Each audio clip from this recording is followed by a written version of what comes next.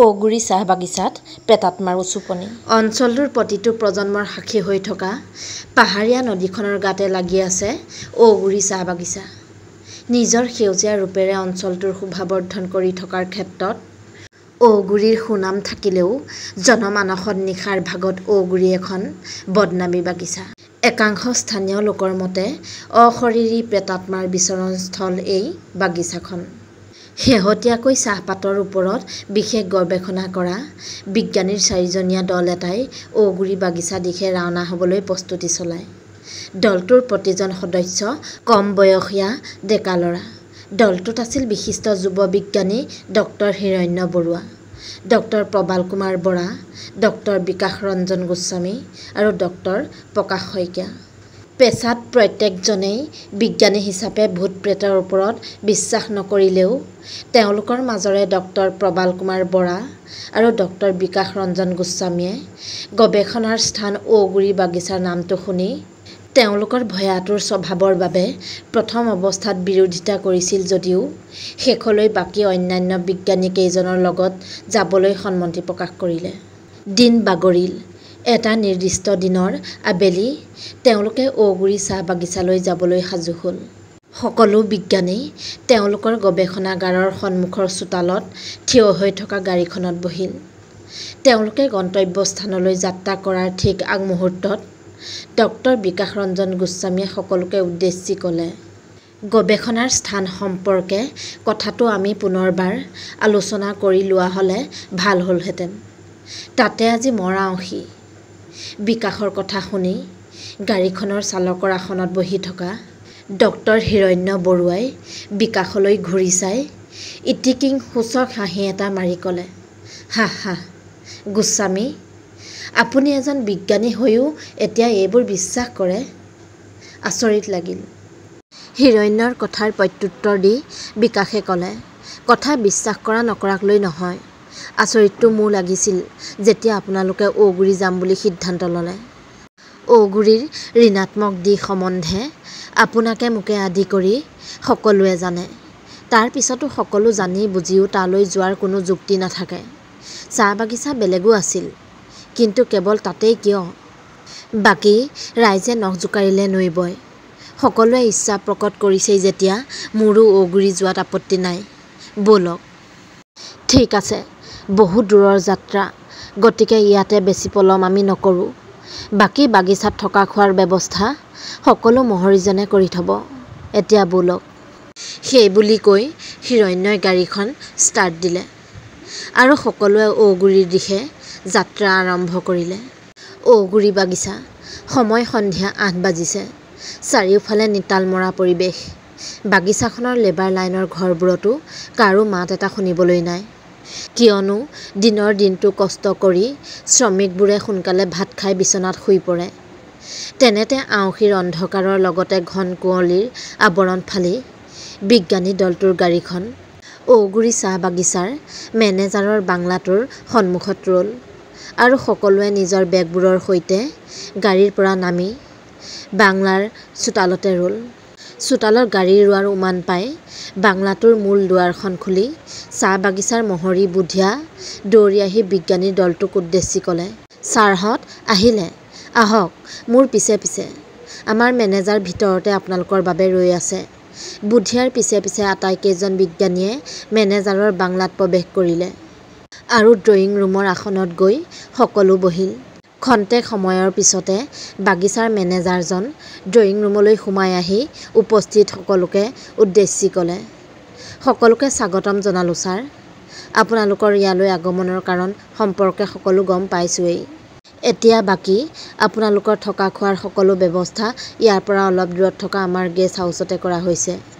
যদি কিবা অসুবিধা হয় আমাৰ মহৰী বুধিয়া আছেই, ইয়াক ক'লেই হ'ব।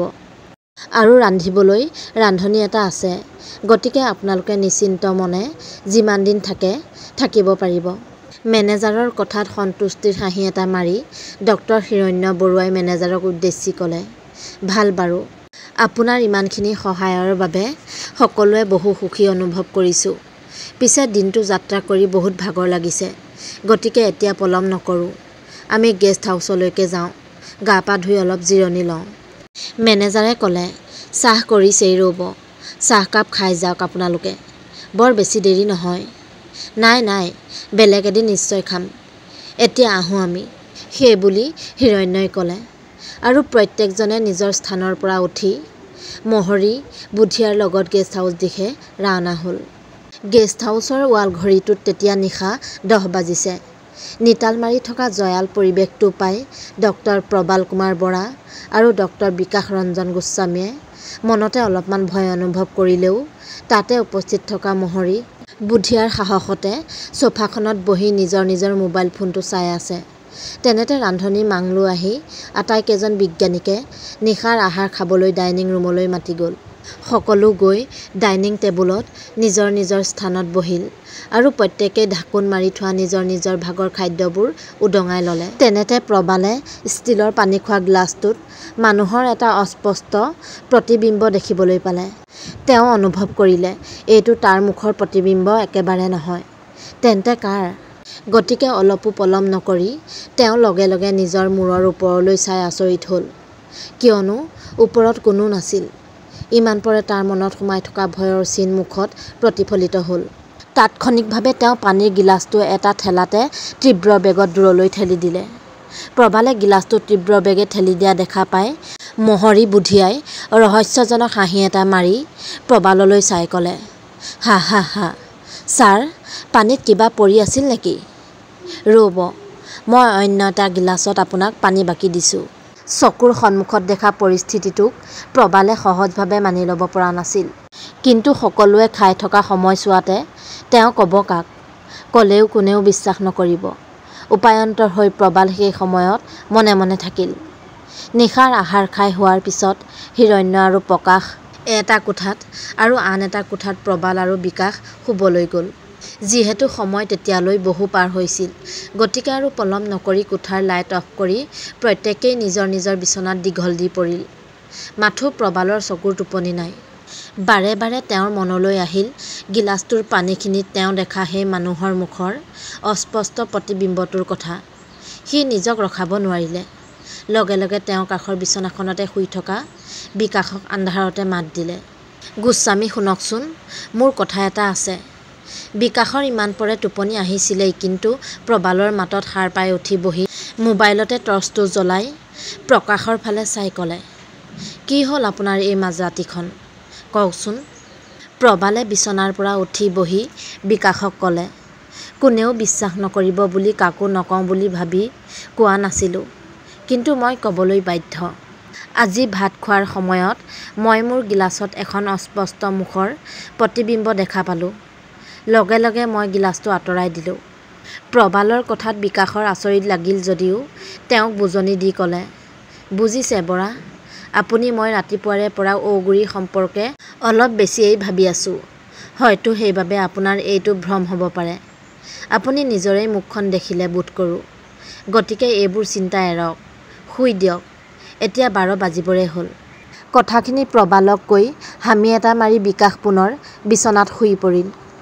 বিকাশৰ উত্তৰ পাই প্ৰবালে মনতে ভাবিলে, নাই, কথাটো বিকাশেই মানি লোৱা নাই যেতিয়া বাকী অন্যান্যই মানি লোৱাটো সম্ভৱ একেবাৰে নহয়। শুই যাওঁ, যি হয় দেখা যাব। প্ৰবালে যিমান পাৰে শুবলৈ চেষ্টা কৰিলে যদিও তেওঁৰ চকুত টোপনি নাই। এনেকৈয়ে নিশা 1 বাজিবৰ হ'ল। হঠাৎ প্ৰবালে গেষ্ট হাউচৰ চোতালখনত হিৰণ্যৰ মাত শুনিবলৈ পালে। ইমান পৰে প্ৰবালৰো টোপনি অহা নাছিল।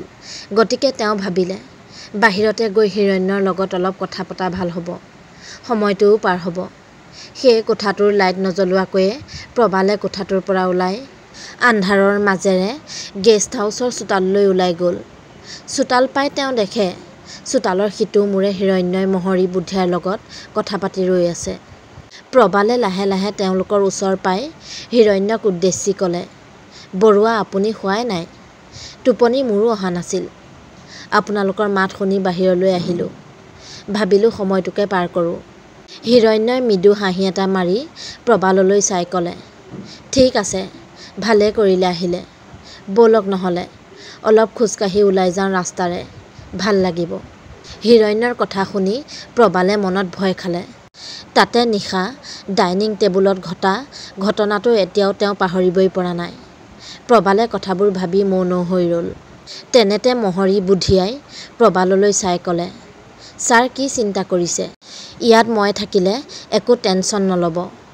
তাতে মই লোকেল ল'ৰা, ইয়াতে থাকি ডাঙৰ হৈছোঁ। প্ৰবালে প্ৰত্যুত্তৰ দি ক'লে, টেনশ্যন লোৱা নাই। কিন্তু বুদ্ধিয়াই পুনৰবাৰ অলপ সহজ হৈ ক'লে, একো কিন্তু নাই ছাৰ। মই আৰু হিৰণ্য ছাৰ ওলাই যোৱাৰ কথাই আছিল। মই আজি সন্ধিয়া সেই বাগানৰ কাষৰ নদীত জাল এটা পাতিছিলোঁ। এতিয়া চাগৈ মাছ লাগিছে। ব'লক জালখন চাই আহোঁ, নহ'লে ৰাতিপুৱাই বেলেগে জাল চাই মাছবোৰ চুৰ কৰি নিব। প্ৰবালে বুদ্ধিয়াৰ কথাত কোনো উত্তৰ নিদিলে আৰু তিনিও একেলগে খোজ কাঢ়ি নদীৰ দিশে অগ্ৰসৰ হ'ল। এটা সময়ত তিনিও গৈ নদীৰ পাৰত উপস্থিত হ'ল। হিৰণ্য আৰু প্ৰবাললৈ চাই বুদ্ধিয়াই ক'লে, ছাৰ আপোনালোক অলপ পাৰতে ৰওক, মই ফটকৈ জালটো চাই লওঁ। বুদ্ধিয়াই লগত নিয়া গামোচাখন পিন্ধি খালৈটোৰে সৈতে নদীৰ মাজলৈ নামি গৈ এটা দুটাকৈ মাছ খালৈটোত ভৰাবলৈ লৈছিলহে মাত্ৰ। হঠাৎ বুদ্ধিয়াই পানীৰ মাজৰ পৰা চিঞৰিবলৈ ধৰিলে, মোক বচাওক ছাৰ। কিহবাই মোক তললৈ টানি নিছে। মই চেষ্টা কৰিও ওপৰলৈ উঠিব পৰা নাই। ঐ ছাৰ, মোক বচাওক। বুদ্ধিয়াই চিঞৰা দেখি হিৰণ্য আৰু প্ৰবাল চিন্তাত পৰিল। চকুৰ সন্মুখতে এটা মানুহক এনেকৈ মৰিবলৈ এৰি দিব নোৱাৰি। বিশেষ চিন্তা নকৰি প্ৰবালে বুদ্ধিয়াক বচাবলৈ পানীলৈ জঁপিয়ালে আৰু তেওঁৰ পিছে পিছে জঁপিয়ালে হিৰণ্যই। প্ৰবালে বুদ্ধিয়াৰ কাষ পাই বুদ্ধিয়া ডুব যোৱাৰ বচাবলৈ লওঁতেই বুদ্ধিয়া পানীৰ মাজৰ পৰা হঠাৎ অদৃশ্য হৈ পৰিল। চকুৰ সন্মুখত এনে দৃশ্য দেখি ভয়ত প্ৰবালৰ অৱস্থা ক্ৰমান্বয়ে বেয়ালৈ পৰিৱৰ্তিত হ'ল। সাহস বুলিবলৈ সেই ঠাইত উপস্থিত একমাত্ৰ লগ হিৰণ্য ক'ত আছে চাওঁ বুলি প্ৰবালে পিছলৈ ঘূৰি চালে। প্ৰবালে দেখা পালে হিৰণ্যই বিকট হাঁহি এটা মাৰি ক্ৰমাৎ এটা ধোঁৱাৰ কুণ্ডলীলৈ ৰূপান্তৰিত হ'ল। পৰিস্থিতিৰ সন্মুখত পৰি প্ৰবালৰ চুলিৰ আগে জিয় উৰি যাওঁ যেন অৱস্থা হ'ল। প্ৰবালৰ বুজিব বাকী নাথাকিল যে সেয়া আন কোনো নহয়, হিৰণ্য আৰু বুদ্ধিয়াৰ ৰূপ লৈ থকা কোনো প্ৰেতাত্মাহে, যাৰ ফলত লাহে ধীৰে প্ৰবালে নিজৰ জ্ঞান হেৰুৱাবলৈ ধৰিলে আৰু তেওঁ লাহে লাহে নদীৰ গভীৰতালৈ সোমাই গৈ মৃত্যুমুখত পৰিল। ঔগুৰি চাহ বাগিচাত বিজ্ঞানীৰ দলটোৰ লগত আৰু বহু ঘটনা ঘটিল। সেই ঘটনাটো একেলগে দিলে বহুত দীঘল হ'ব, সেইবাবে ইয়াৰ পিছৰখিনি আপোনালোকে অহাটো খণ্ডত শুনিবলৈ পাব। ধন্যবাদ।